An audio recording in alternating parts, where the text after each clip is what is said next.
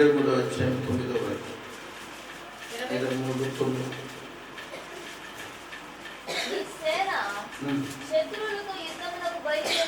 బయలుదేరినప్పుడు ఏ దుష్కార్యము చేయకుండా జాగ్రత్త పడవలెను. రాత్రి మైలపడిన వాడు మీలో ఉండిన ఎడల వాడు పాలెము వెలుపలికి వెళ్ళిపోవలెను. అతడు పాలెములో చేరకూడదు. సాయంకాలమైనప్పుడు అతడు నీళ్ళతో స్నానం చేసి సూర్యుడు అస్తమించిన తరువాత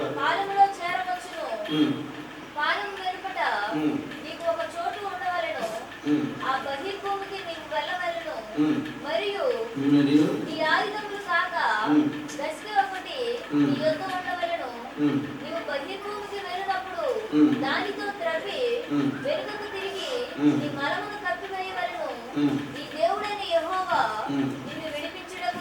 నిన్ను విడిపించుటకు నీ శత్రువులను నీకు అప్పగించుటకు నీ పాదములో సంచరించుచుండును గనుక ఆయన నీ శత్రువులను నీకు అప్పగించుటకు నీ పాదములో సంచరించుచుండును గనుక ఆయన నీలో అసహ్యమైన దేనినైనను చూసి నిన్ను ఎడవకుండునట్లు పరిశుద్ధముగా ఉండవలెను. చాలా మందికి ఈ వాక్యం అనేది కాస్త అర్థం కాదు. కొంచెం దేవుని బ్రతిమలాడుకోండి, ఎందుకంటే చాలా మర్మం కలిగిన వాక్యం ఇది. మన బ్రతుకులను బాగుపరిచేది, మన జీవితాలలో గొప్ప కార్యాలు చేసేది. ఇక్కడ మనం చూస్తూ ఉన్నాం కదా, నీ శత్రువులు బయలుదేరినప్పుడు ఏ దుష్కార్యము చేయకుండా జాగ్రత్త పడవలెను. నీ శత్రువులు అనగా ఎవరు శత్రువులు? మనకి శత్రువులు ఎవరు అని అంటే ఏ మనుషుడు మనకు శత్రువు కాదు. ఏ మనుషుడు మనకు శత్రువు కాదు.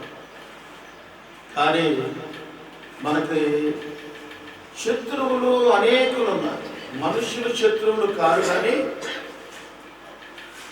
ఈ లోక సంబంధమైన దురాత్మ శక్తులు, అపవాది శక్తులు, చీకటి శక్తులు. నువ్వు ఒక పని చేయాలనుకుంటావు, ఆ పని ముందు కొనసాగదు. కారణం ఏంటంటే అపవాది శక్తులు ఏం చేస్తున్నాయంటే నువ్వు అనుకున్న పనిని జరగకుండా ఏదో రకమైన అడ్డుబండను ఆ మార్గంలోకి తీసుకొచ్చి ఆ పని జరగకుండా ఆపు చేస్తూ ఉన్నాయి. ఈ సంగతి మనకు తెలియదు, ఎవరో మనుషులు చేస్తున్నారు, ఏదో జరుగుతూ ఉందని అనుకుంటాం. చూడండి, నీ శత్రువు ఎదుట నువ్వు ఏమై ఉండాలి అంటే పరిశుద్ధముగా ఉండాలా.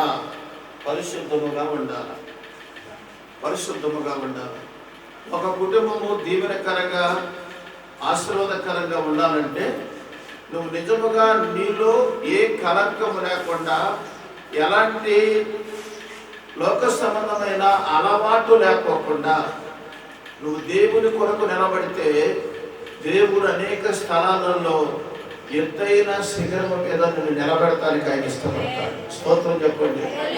కనుకనే చాలా మంది ఉద్దేశాలు, మాకు ఎందుకని అలా జరుగుతుంది, మా పనులు జరగట్లేదు, మా వ్యవసాయంలో పంట రావట్లేదు, మా ఉద్యోగం చేస్తున్నాం కానీ డబ్బు మిగలట్లేదు, వ్యాపారం చేస్తున్నాం కానీ ఏదో జరిగిపోతాం ఉన్న మొత్తానికైతే మనం ఏమీ పొందుకోలేకపోతున్నాం.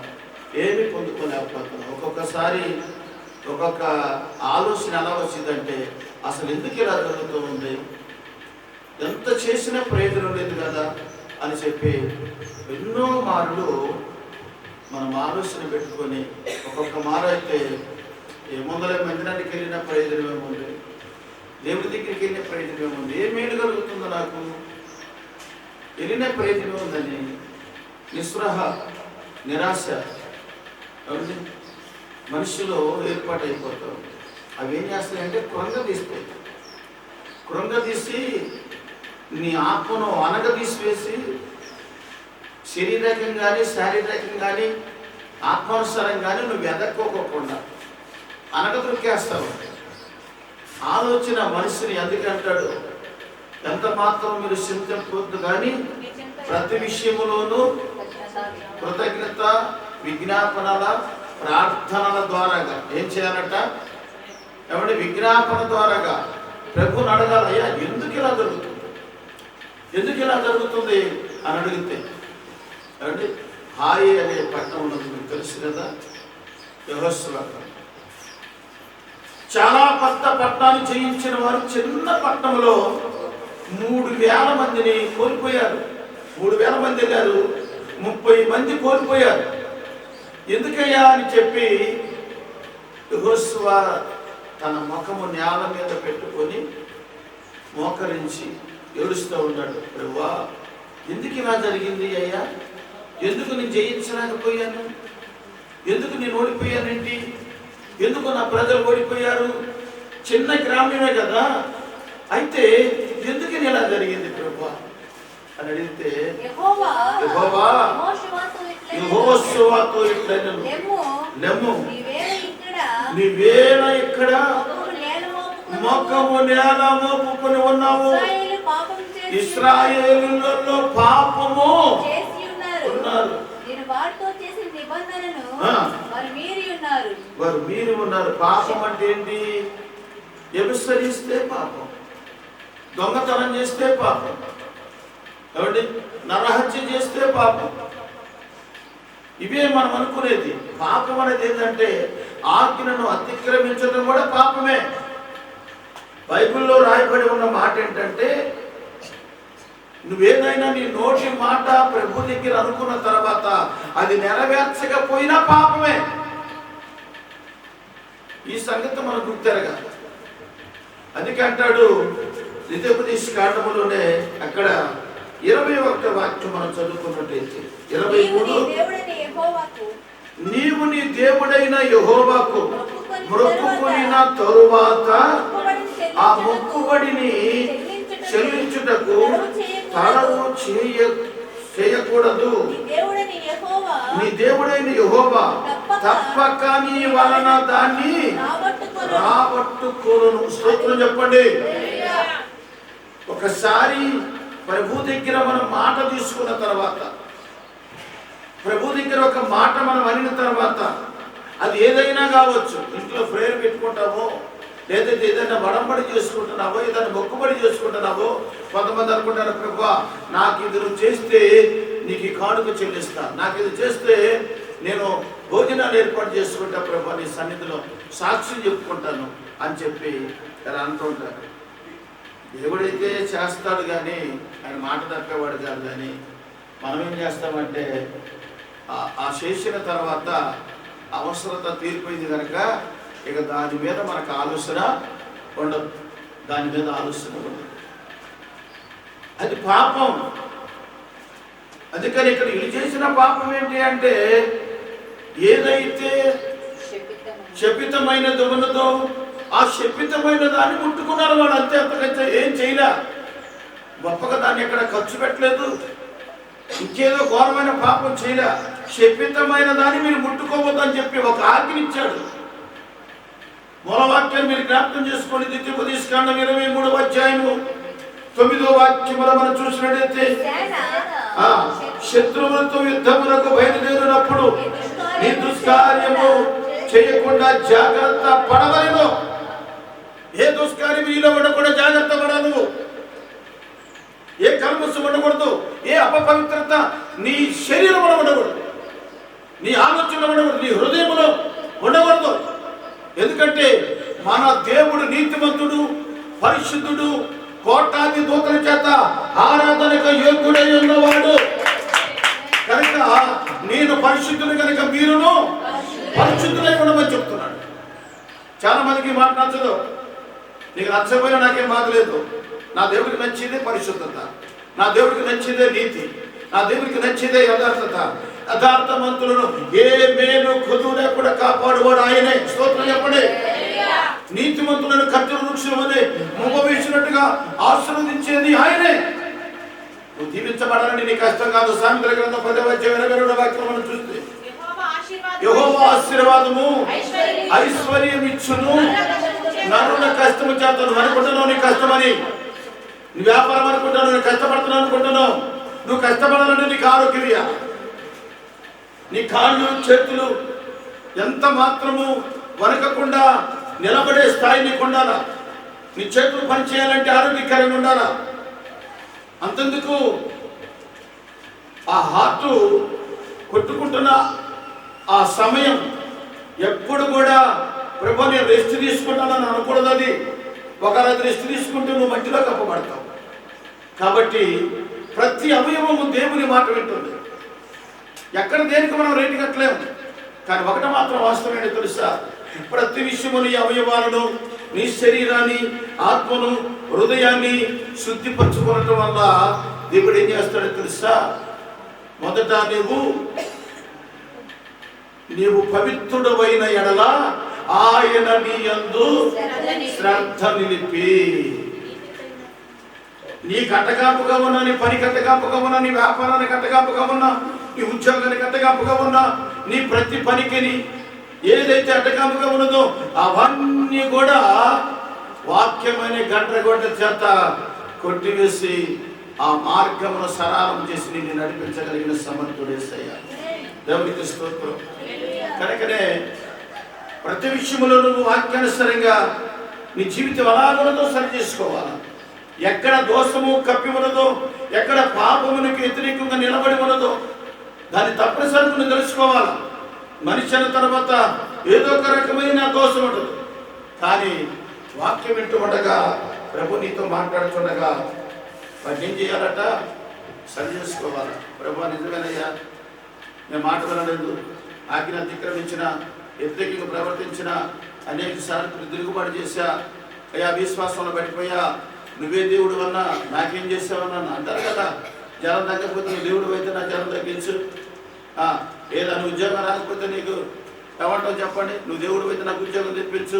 ఎడపక్కన ఉన్న దొంగలాగా, ఆ దొంగకి మనకు పెద్ద తేడా లేదు. అప్పుడప్పుడు మన ప్రార్థనకి ఆ దొంగ ప్రార్థనకి పెద్ద తేడా ఏమీ లేదు. నా నడువు నొప్పి తగ్గకపోతే, నా నడువు నొప్పి తగ్గితే, దేవా నా నడువు నొప్పి తగ్గించు నువ్వు దేవుడు అయితే, స్తోత్రం చెప్పండి. అంతేనా? నా గుండె నొప్పి తగ్గించు నువ్వు దేవుడు అయితే. నువ్వు దేవుడు అయితే, నువ్వంటే నీ కొరకు దేవుడు అయ్యాడు. ఆయన నశించిన దాన్ని వెతికి రక్షించటకు మనిషి కుమారుడుగా ఈ లోకానికి వచ్చిన పరిశుద్ధుడు. ఈ ఒక్కడి గురించి నా ఒక్కడి గురించి రాలా. అయితే ఆయన ఏ ఒక్కరిని విడిచిపెట్టేవాడు కాదు. స్తోత్రం చెప్పండి. పేదవాళ్ళనైనా, పెద్దవాళ్ళనైనా, ధనవంతులైనా, ధనహీనుడైనా, ఎవరినైనా కానీ విడిచిపెట్టాడు. ప్రతి విషయంలో కూడా ఆదరించేవాడు ఆయన. ఆయన ఎదుట నువ్వు నిశ్చయముగా నిలబడినట్టయితే, పరిశుద్ధముగా, యథార్థముగా, నీతిగా నువ్వు నిలబడితే, నీ ప్రతి అవసరతలు క్రీస్తు యేసు మహిమలో ప్రతి దినము తీర్చబడుతూనే ఉంటుంది. ఎక్కడ ఆగిపోవడానికి అవకాశం లేదు. కారణం ఏంటి తెలుసా, ఆయన నీ కొరకు నీ మార్గం అంతా కూడా సరళం చేసి నీ కొరకు ఏర్పాటు చేశాడు. స్తోత్రం చెప్పండి. అందుకని ఇక్కడ అంటున్నాడు, మరి కిందికి మనం కొద్దిగా సర్దుకుంటూ వెళ్ళినట్లయితే ఇలా ఆ 13వ వాక్యం, మరియు నీ ఆయుధములు కాక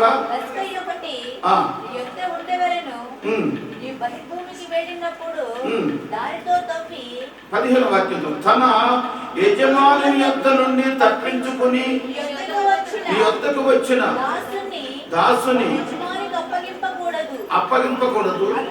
అతడు తన ఇష్ట ప్రకారం ఒక దాని యందు చోట మీతో కలిసి మీ మధ్య నివసింపవలెను, నీవు వాని బాధింపకూడదు. చాలా మంది ఈ మాటలు మనకి జ్ఞాపకం. ఇదేం దోషం ఉండదండి. పూర్వకనే ఎదట వాళ్ళ మీద అసహ్యపడుతుంటారు. పూర్వకనే ఎదట వాళ్ళ మీద అహంకరమైన మాటలు. నీ పక్కింటోడు కానీ, నీ ఎదుటింటోడు కానీ, ఎవరైనా నీ ఇరుగు పొరుగు వాడు దేవుడు ఏమంటున్నాడు, ప్రేమించమంటున్నాడు. ప్రేమించే ముందు మనం ఏం చేస్తామంట, ద్వేషిస్తూ ఉంటాం. వాళ్ళు ఎదుగుతామన్నా ద్వేషిస్తావు, వాళ్ళు లోలో ఉన్నా ద్వేషిస్తావు, వాళ్ళు ఏ పరిస్థితుల్లో ఉన్నా ఏదో కొంక మీద అంటూనే ఉంటాం. ప్రేమించే మనసు రాదు నీకు. నీలో దోషం ఉండకుండా ఉండాలంటే కనీసం నీ ఎదట వాళ్ళని వాడు ఎప్పుడు కూడా ప్రేమించే మనసు నువ్వేం పెట్టక్కర్లా, ఏమి ఇయ్యక్కర్లా. కనీసం వాళ్ళ కొరకు చిన్న ప్రార్థన చేసినా ఆ ప్రార్థనకి జవాబు వాళ్ళకి రాకపోవచ్చు, కానీ నీకు తప్పనిసరిగా నీ బిడ్డలకు నీకు జవాబు వచ్చింది. కనుక నువ్వు చేసే ప్రార్థన నీ ఎదుటి వారిని, నీ పొరుగు వారి విషయంలో నువ్వు చాలా జాగ్రత్తగా ఉండాలి. నీ పొరుగు వారి విషయంలో చాలా జాగ్రత్తగా ఉండాలి. వారి చేతనైతే ప్రేమించు, లేదంటే మౌనంగా ఉండు, లేదంటే వాళ్ళ కొరకు చిన్న ప్రార్థన చెయ్యి. అంతేగాని నీ ఇష్టానుసారంగా వెళితే దేవుని చిత్తాన్ని నీ పట్ల నెరవేర్చడు. కాబట్టి పాపము అంటే ఏమిటి అంటే ఎదుట వాళ్ళను ద్వేషించడం కూడా పాపమే. ఎదుట వాళ్ళను ద్వేషించడం కూడా పాపమే. కనుకనే చూడండి, తన ఎదుట వారిని ప్రేమించే మనస్సు నీకు లేకపోతే దేవుడట నిన్ను ప్రేమించడానికి ఇష్టపడడు. కాబట్టి ఎక్కడుందా మాట? ఎదుట వారిని నువ్వు ఎప్పుడైతే ప్రేమిస్తావో ఆయన నిన్ను ప్రేమిస్తాడు. ఏమండి, ఎప్పుడైతే నువ్వు ప్రేమించలేని మనసు లేదో నీకు ఇంకో మాట కూడా ఉంది. ఎదుట వారిని నువ్వు క్షమించగలిగితే ఆయన ఏం చేస్తాడు? మొట్టమొదటిగా నిన్ను క్షమిస్తాడు. మనుషుల అపరాధములను మీరు క్షమించిన ఎడల మీ పరలోకపు తండ్రి మీ అపరాధములను క్షమించును. కాబట్టి ముందు మనం క్షమించేవాడుగా ఉంటే మరి గురుగంజ అనుకుంటుంది అంట, దానికి ఏం తెలియదు, అంతా నేను ఎర్రగానే ఉంటుంది అనుకుంటాను. కానీ దాని పరిస్థితి దానికి అర్థం కాదు. మన బ్రతుకులో కూడా ఎప్పుడు మన కొరకే, మన బిడ్డల కొరకే, మన కొరకే ఆలోచిస్తావు, కానీ ఎదట వాళ్ళ జీవితాన్ని కూడా ఒకసారి ఆలోచించాలి, ఒకసారి అర్థం చేసుకోవాలా. ఎందుకంటే నీ దేవుడు నిన్ను దీవించాలంటే నీ పొరుగు వారిని ప్రేమించే మనస్సు నీకు, క్షమించే మనస్సు నీకు ఉండాలా. క్షమించే మనస్సు నీకు ఉండాలి. ఏమండి,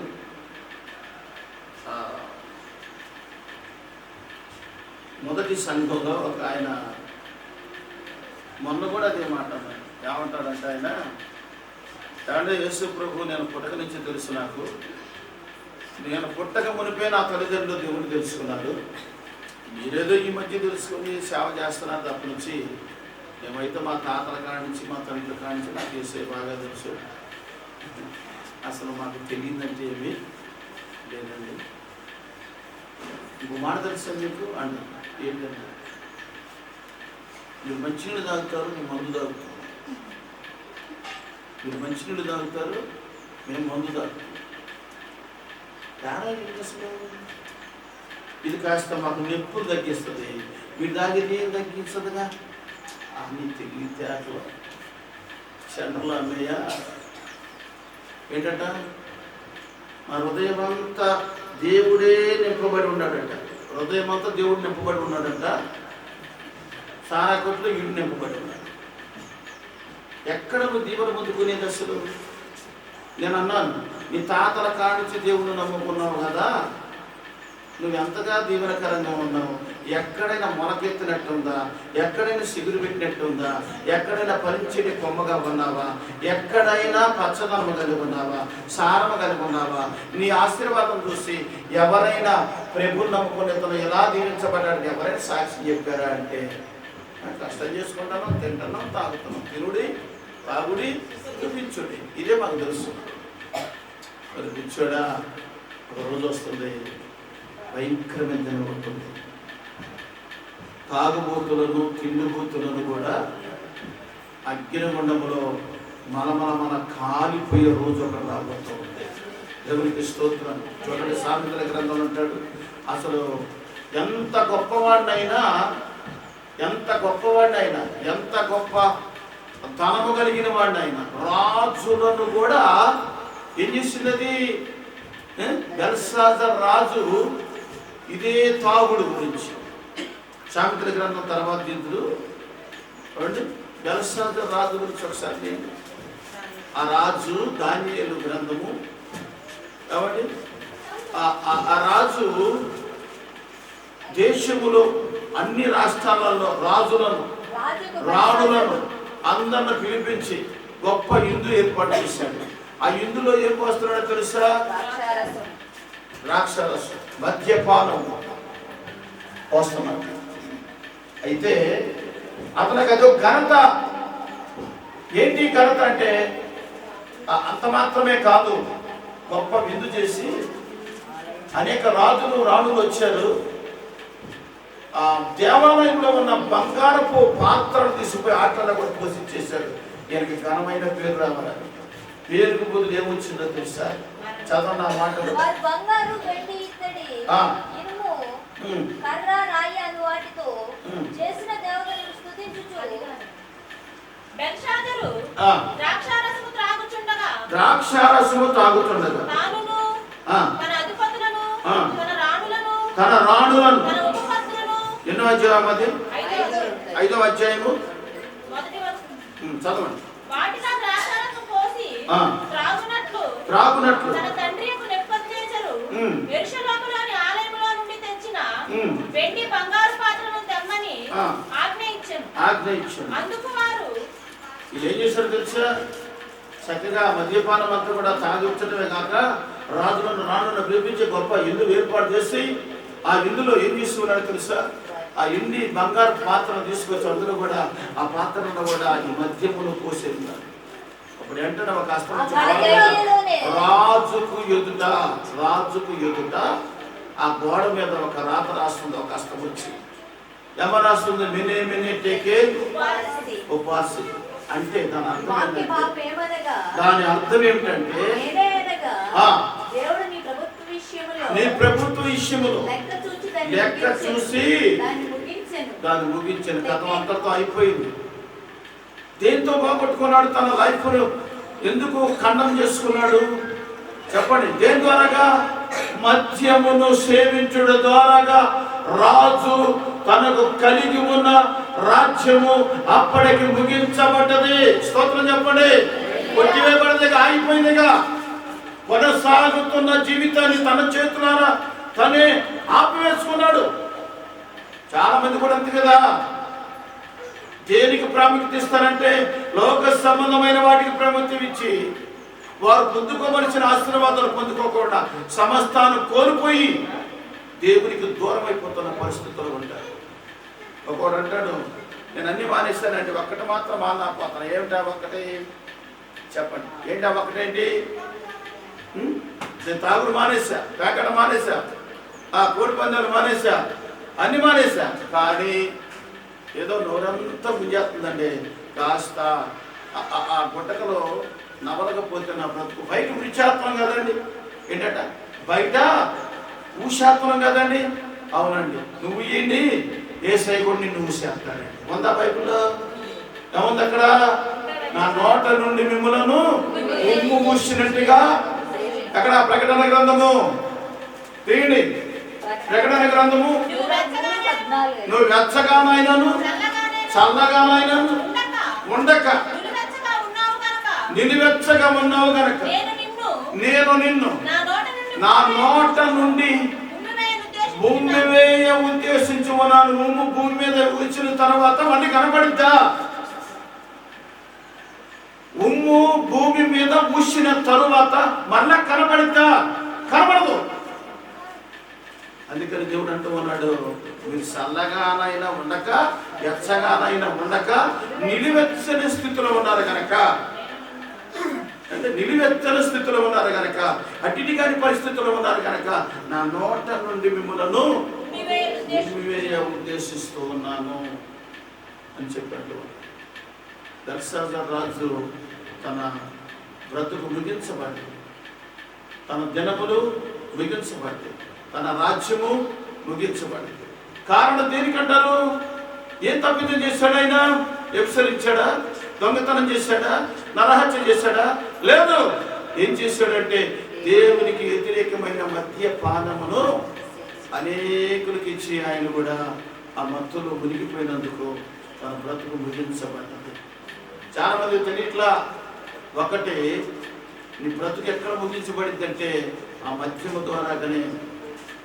నువ్వు దీంతో ఏదైతే విత్తనం వేస్తావో అదే పంట కోసినట్లుగా ఏదైతే నువ్వు అలవాటు పడతావో దాన్ని బట్టి ఆ చెడ్డ అలవాటే నిన్ను నాశనానికి దారి తీసింది. ఇప్పుడు ఇశ్రాయేలులో ఏముందంట? శపితమైనది. ముట్టుకోకూడదంటే ముట్టుకున్నారు అంతే. వాడు పెద్ద పాపం ఏం చేయరా. దానికి ఏం జరిగింది? శత్రువులు, చిన్న గ్రామంలో ఉన్న శత్రువులు వీళ్ళని జయించినట్టుగా మనం చూస్తాము. ముగించబోతూ ఉన్నాం, జాగ్రత్తగా గమనించండి. నీలో అపవిత్రమైనది ఉండకూడదు. స్తోత్రం చెప్పండి. నీలో వ్యర్థమైంది ఉండకూడదు, నీలో అన్యాయకరమైనది ఉండకూడదు, నీలో దేవునికి వ్యతిరేకమైనది ఏది ఉన్నా నువ్వెక్కడికి ఒక అడుగు కూడా ముందుకి ఆశీర్వదించబడలేవు. దేవుని చిత్తాన్ని నెరవేర్చే ఆ పరిశుద్ధమైన మార్గంలో నడుస్తున్నప్పుడు దినము నా ప్రభువు నీ కొరకు గుప్పెడు విప్పుతూనే ఉంటాడు. ఈ సత్యాన్ని మనం గుర్తెరగాలి.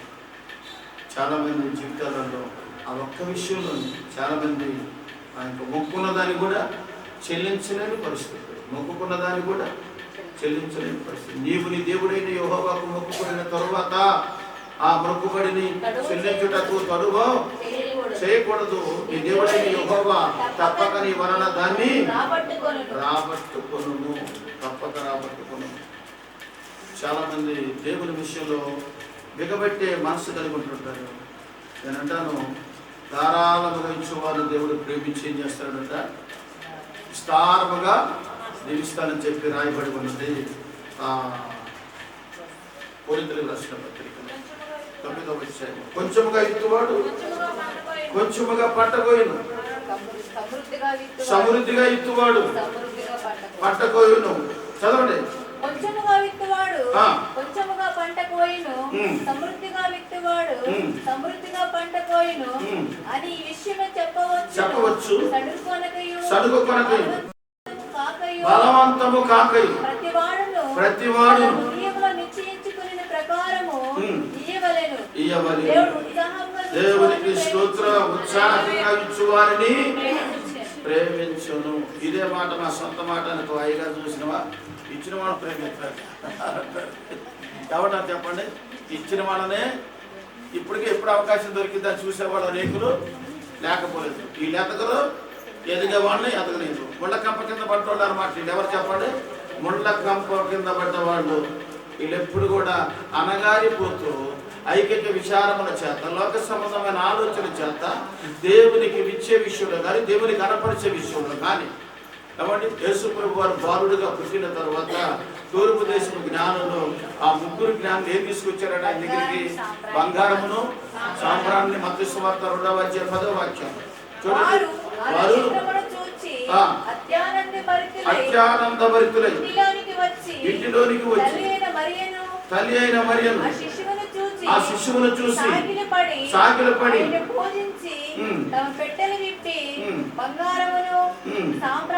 సాంబ్రాణి మోడమును ఆయనకు సమర్పించి. స్తోత్రం చెప్పండి. ఆయనకు సమర్పించారు. ఎందుకు ఇచ్చారు? బంగారము రాజుకు సాదృశ్యంగా ఉంది, బోళము సేవకుడికి సాదృశ్యంగా ఉంది, సాంబ్రాణి సేవకు సాదృశ్యంగా ఉంది. కనుక అవన్నీ కూడా వాళ్ళకి అర్పించి ఆ పసిబాలుడైన యేసు ప్రభు వారికి అర్పించినట్టుగా మనం చూస్తాము. వాళ్ళు ఎంతగానో సంతోషంగా తిరిగి వెళ్ళినట్టుగా మనం చూస్తాము. చివరి మాట మరొక మాటను చెప్పి అదే దిక్కుకు తీసుకెళ్ళడం 23వ అధ్యాయం 20వ వాక్యం చదవండి. అన్య జనులకు వడ్డీకి బదులు ఇవ్వచ్చును గాని స్వాధీనపరుచుకున్నట్లు చెరబోచున్న దేశములో నీ దేవుడైన యెహోవా నీవు చేయు ప్రయత్నములన్నిటి విషయములో నిన్ను ఆశీర్వదించున్నట్లు నీ సహోదరులకు వడ్డీకి బదులు ఇయ్యకూడదు. వడ్డీలకి ఇచ్చిన చేతులు లేకుండా మేమే వడ్డీ తెచ్చుకుంటామండి. మా పాస్టర్ గారు వడ్డీ తెచ్చుకుంటున్నారు, మేమే తెచ్చుకుంటున్నాం. స్తోత్రం చెప్పండి. ఏమేమో కూడా చెప్పండి. నువ్వు దేవుని చేతిలో ఆశీర్వదించబడాలంటే నీ సహోదరులకు, ఆ సహోదరులు అంటే మన అనుకుంటాను మా అన్నదమ్ముడికి ఇవ్వకూడదు అనుకుంటా. కాదు, సహోదరులు అంటే ఎవరో తెలుసా? లోకంలో ఉన్న ప్రతి అన్ని జీవులు నీకు సహోదరి సహోదరుడు మాత్రమే. స్తోత్రం చెప్పండి. ఎవరికి ఇవ్వడానికి అవకాశము లేదు. ఒకళ్ళు ఇచ్చినవా ఏ రకంగా రాబట్టుకోవాలో చెప్పండి. ఏ రకంగా రాబట్టుకోవాలో రాబట్టుకుంటాడు. ఆయనకు బాగా తెలుసు.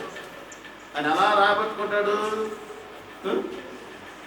ఏమంటున్నాడు ఇక్కడ చూడండి 21, నీ దేవుడైన యెహోవా మొక్కుకున్న తరువాత ఆ మొక్కుబడిని చెల్లించుటకు తడువు చేయకూడదు. నీ దేవుడిని యెహోవా తప్పక నీ వలన దాన్ని రాబట్టుకును, అది నీకు పాపమగును. నీవు మొక్కుకున్న ఎడల నీ యందు ఆ పాపముండదు. నీ పెదవుల నుండి బయలుదేరిన మాటలు నెరవేర్చుకొని నీ దేవుడైన యెహోవాకు మొక్కుకునిన ప్రకారము నీవు నీ నోటి పలికినట్లు స్వేచ్ఛార్పణలు అర్పింపవలెను. స్తోత్రం చెప్పండి. కనుక నువ్వు వడ్డీకి ఇచ్చావనుకో, వడ్డీకి ఎంత తెచ్చుకున్నావో అంత ఏదో ఒక రూపం కాదు, ఏదో ఒక రూపములో, అది రోగం అనే రూపం కావచ్చు, బలహీనత అనే రూపం కావచ్చు, కిడ్నీ ఫెయిల్ అయిపోయిన రూపం కావచ్చు, గుండె స్పీడ్గా కొట్టుకునే రూపం కావచ్చు, ఎక్కడో నడివిరిగిపోయే రూపం కావచ్చు, లేకపోతే తలలో ఎక్కడో బ్లడ్ క్లాట్ కట్టే రూపం కావచ్చు. ఏదో ఒక రూపము ద్వారాగా తెచ్చిన దానికంటే నూరంతరగా చేసిన హాస్పిటల్లో నీకు సరిపోదు. స్తోత్రం. చాలా మందికి బాధగా ఉంది మాటల తర్వాత. ఇంత బాధతో వస్తున్నారంటే అవసరమా ఇది నువ్వు చెప్పడం? నాకు ఇప్పుడు ఇది చెప్పడం అవసరమే. నువ్వు దీవించబడాలంటే అవసరమే, నువ్వు ఆశీర్వదించబడాలంటే అవసరమే. ఆలోచించండి ఒకసారి. నా లైఫ్ జీవితం మొత్తం మీద నేను పుట్టిన తర్వాత ఒక్కసారి వడ్డీకి ఇచ్చిన వెంటనే చక్కటి వాక్యం నాకు ప్రభు చూపించాడు. ఆ తర్వాత ఒకటే అనుకున్నా, నా బ్రతుకు దినములన్నీ నేను సత్యానంత వరకు ఇస్తే ఎవరికైనా సహాయం చేస్తా, వదిలిస్తా. కానీ ప్రభు ₹1 ఎవరి దగ్గర తీసుకుంటే అంతకు 10 అంతా నువ్వు తీసుకున్న దగ్గర అని వడపడి తీసుకున్నా. స్తోత్రం. అది కూడా ఎంత అంటారు? 5,000 వడ్డీకి ఇచ్చిన. స్తోత్రం. కాబట్టి నీవు నీ దేవుడైన యెహోవా చేతులు ఆశీర్వదించబడాలంటే ఆశీర్వదించినట్లు నీ సహోదరులకు వడ్డీకి బదులు ఇవ్వకూడదు. కాబట్టి ప్రేమని దేవుడు విన్నారా, నీలో శపితమైనది ఏమిటి? ఈరోజు ఏదున్నది? అపవిత్రమైనది ఏదున్నది? వ్యర్థమైనది ఏదున్నది? ఎందుకు నువ్వు ఆశీర్వదించబడకపోతున్నావు? ఎంత డబ్బు వచ్చినా నెమ్మది ఎందుకు లేదు? ఎంత సమాధానం ఎందుకు లేదు? ఎందుకు సుఖంగా బ్రతకలేకపోతున్నావు? ఎందుకు సమాధానకరంగా బ్రతకలేకపోతున్నావు అంటే నీలో అడ్డకాంపులు ఏవైతే ఉన్నాయో అవి సరి చేసుకోవాలి. హబక్కూకు రాసిన గ్రంథంలో అంటాడు కదా, 1:15 వాడు జ్ఞాలము వేసి గుచ్చి లాగుతున్నట్ట. ఎవడాడు? చెప్పండి, ఎవడాడు? మనకి శత్రువులు ఎవరు? మనుషులు కాదు. ఎవడాడు లాగేది? అపవాది. జ్ఞానం వేస్తున్నాడట. నీకేది ఇష్టమో దాని మీదనే నిన్ను నడిపిస్తాడు.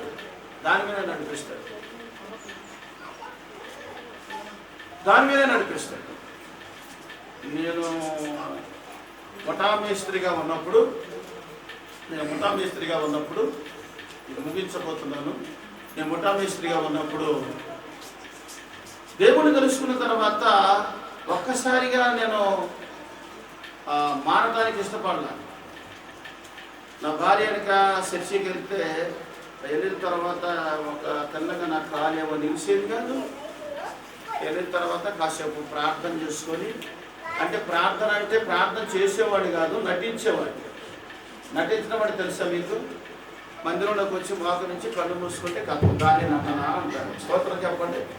ఏం తెలుసుకోకుండా మనుషులను ఏదైనా నువ్వు పెద్దవైపు ప్రభువా నేను ఈ స్థితిలో ఉన్నా, నేను ఈ పరిస్థితిలో ఉన్నా, నా భార్య బిడ్డ జ్ఞాపకం చేసుకో, నా ఉద్యోగం జ్ఞాపకం చేసుకో, నా వ్యాపారం జ్ఞాపకం, నా కూలి పని జ్ఞాపకం అని నువ్వు ఏదైనా ప్రార్థన చేస్తే అది నిజ జీవితం అంటారు.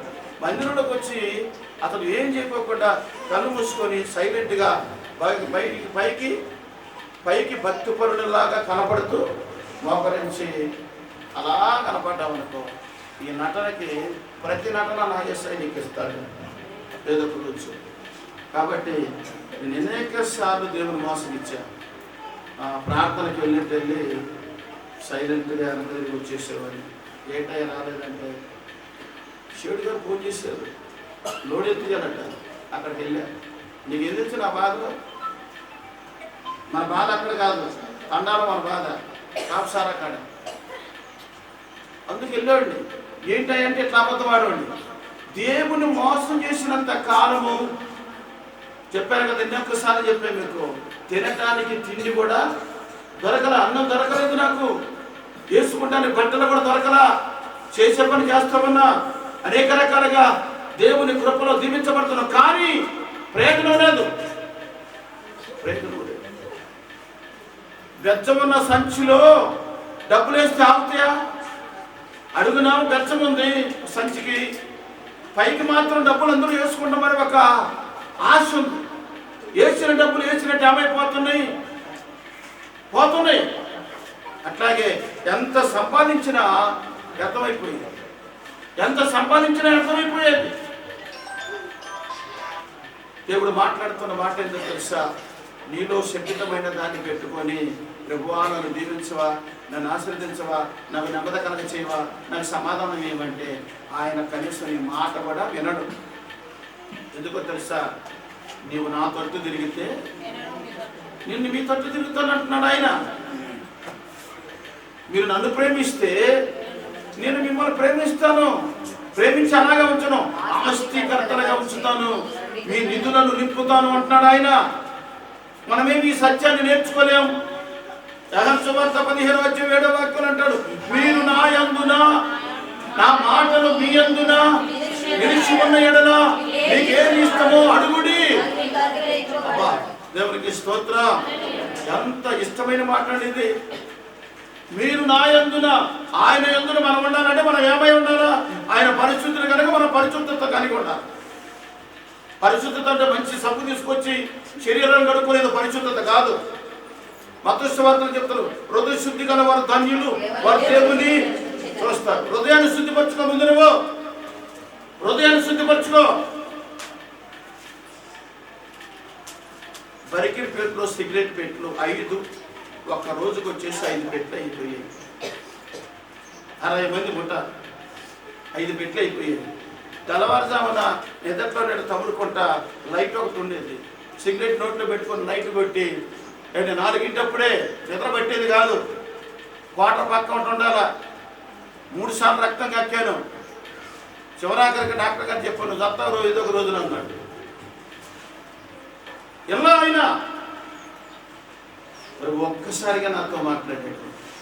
ఒక్కసారి ఆయన మాట్లాడినప్పుడు ఆయన మాటలో జీవం ఉంది కనుక ఆ మాటలను పట్టుకుంది. ఆ రోజు నుంచి నాకున్న అలవాట్లన్నీ మానేస్తున్నా. ప్రభు తట్టు ఎప్పుడైతే నేను తిరిగానో యేసయ్య నా తట్టు తిరిగాడు. నాలో ఉన్న దరిద్రత, నాలో ఉన్న ద్వేషం, నాలో ఉన్న సమస్తమైన కల్మషం అంత ఆయన ఎప్పుడైతే నా తట్టు తిరిగాడో నాలో ఉన్న అన్ని కడగబడ్డాయి, పరిశుద్ధంగా మార్చబడి దేవుని కృపలో నిత్యమైన సన్నిధిలో ఫలించే స్థితిలో దేవుడు ఉంచాడు. దేవుడికి స్తోత్రం. కనుక ముందు మనలో ఉన్న వాటిని పోగొట్టుకోకుండా ప్రభువా నా కొడుకును దీవించు, నా పిల్లలు దీవించు, అయ్యా ఉద్యోగం లేకపోతే ఇంకేదో వివాహం జరుగు, మరి ఇల్లు రావాలి ప్రభువా, అది కావాలి ప్రభు, ఇది కావాలి. నువ్వు ఏది అడిగినా ముందు నీలో ఉన్న లోక సంబంధమైన పరిస్థితులు వదిలిపెట్టుకోవాలా. అప్పుడు నేను బాగుపడతాను. నేను అనేవాడిని, ప్రభువా నీకు ఇంత ఇస్తున్నాను ప్రభువా, 10వ భాగం ఇస్తున్నా, ప్రతిష్ట అర్పణిస్తున్నా. నాకు నెలకు వచ్చేసరికి దాదాపుగా ఆ దినాలలోనే 60 మందికి ముఠా మేస్త్రిగా ఉన్నాను కనుక దాదాపుగా 20,000 దాకా వచ్చాయి. 50 పోయేవి కూడా అర్థమయ్యేది కాదు.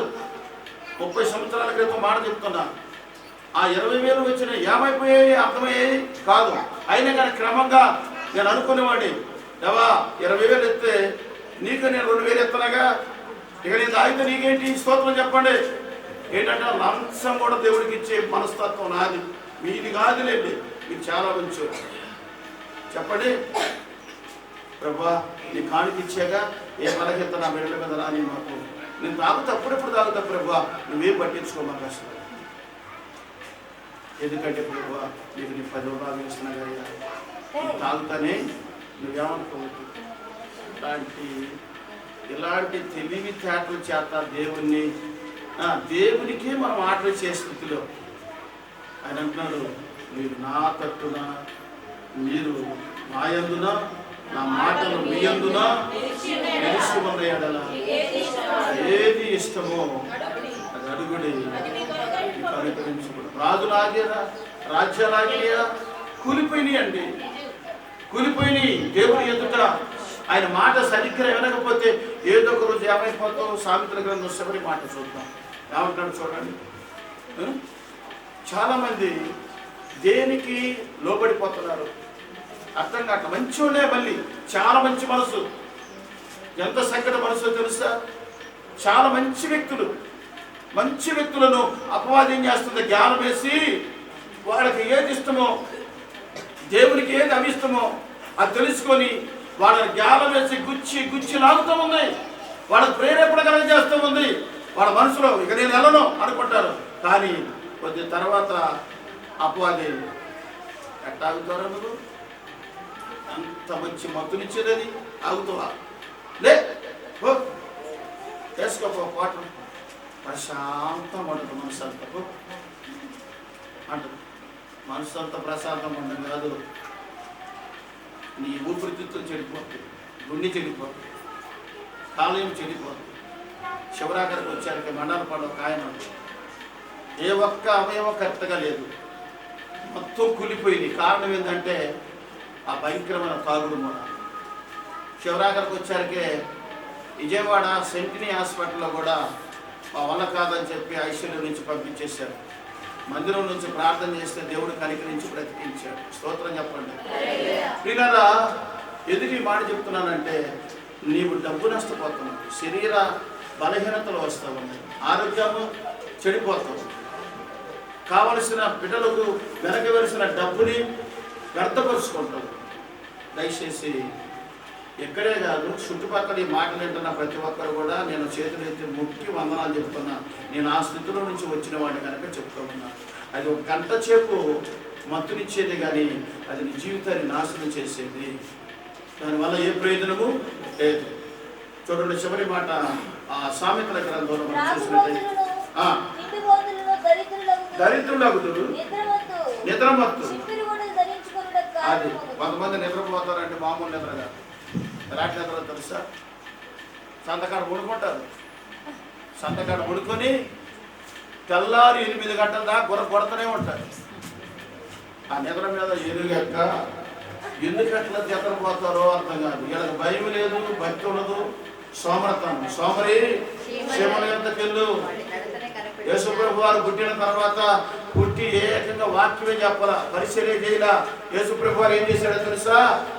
తల్లిదండ్రులను వడ్లవారి గోత్రములో పుట్టి ఆయన భాష తీసుకొని ఉలి తీసుకొని ఈ లోక సంబంధమైన పని చేస్తూ తల్లిదండ్రులను 30 సంవత్సరాలు పోషించాడు. స్తోత్రం చెప్పు.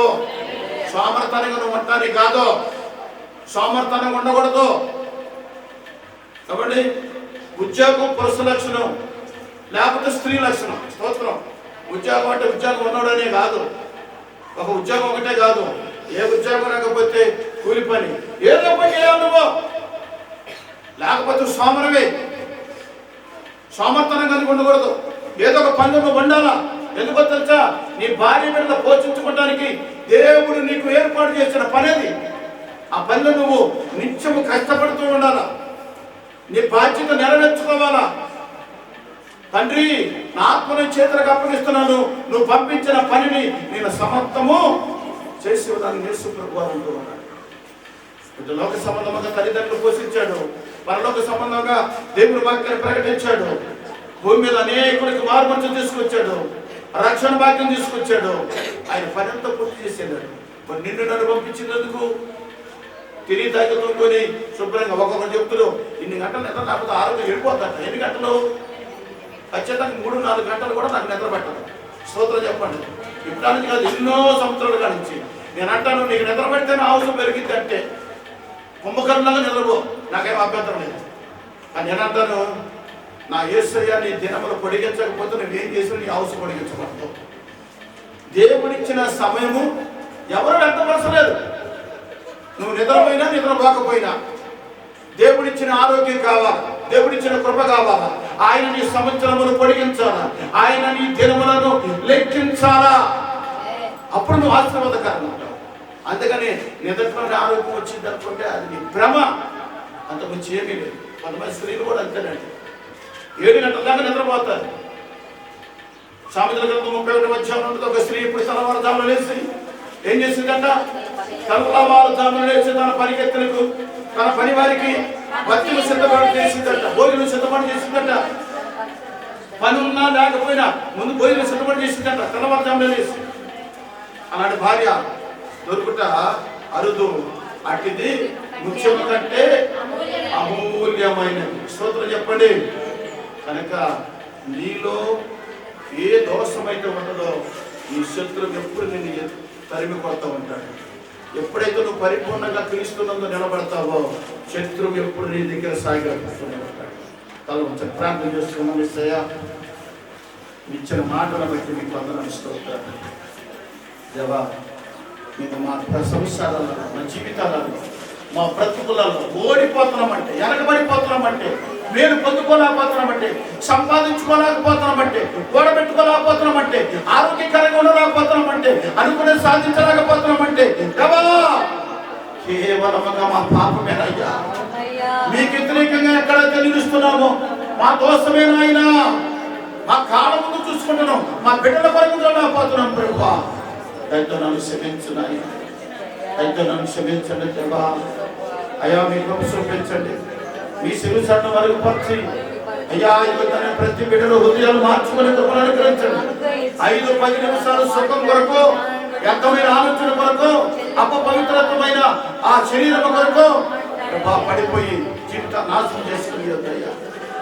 నిత్యము నిలుసువాడము నీతో మేము ఉండుటకు, ఈ రాజ్యంలో వారసత్వం భూమి మీద ఆశీర్వాదం పొందుకోవాలంటే తండ్రి ఈ మాట మేము విన్నట్టుగా సహాయం చేయాలి, సహాయం చేయాలి. మాకంటే గొప్పవాళ్ళు, మాకంటే ధనికులు, మాకంటే ఉన్నతమైన స్థితి కలిగిన వారు ఎందరో లేరు ప్రభువా. ఈ స్థితిలో ఉన్నామంటే కేవలం నీ కృప మాత్రమే. ఏ శత్రువు బాధ లేకుండా నీ సన్నిధిలో సమాధానకరంగా ఉంచావు, కేవలం నీ కృప మాత్రమే. యేసయ్యా, తండ్రి సహాయం చేయండి, చూపించండి. ఇంకా బ్రతికున్నానంటే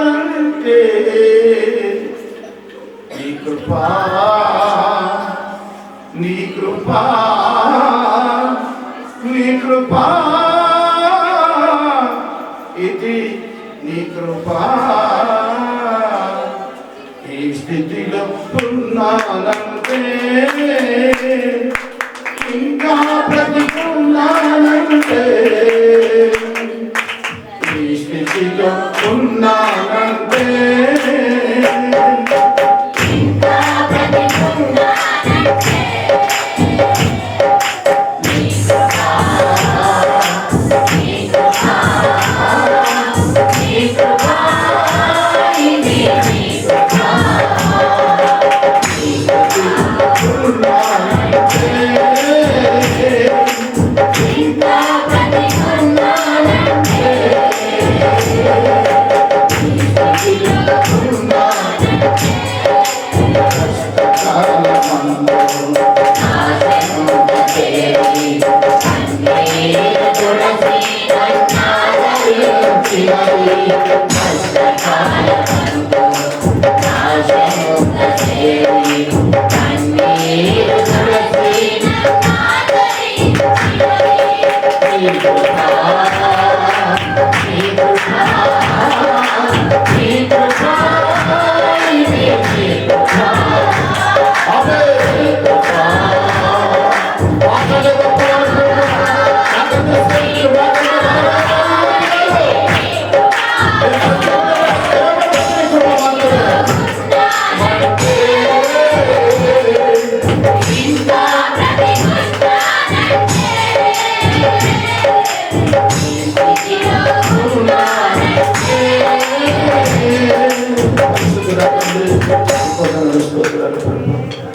ఈ స్థితిలో ఉన్నామంటే, ఇంకా మేము జీవిస్తున్నామంటే, ఇంకా బ్రతుకున్నామంటే కేవలం నీ కృప మాత్రమే.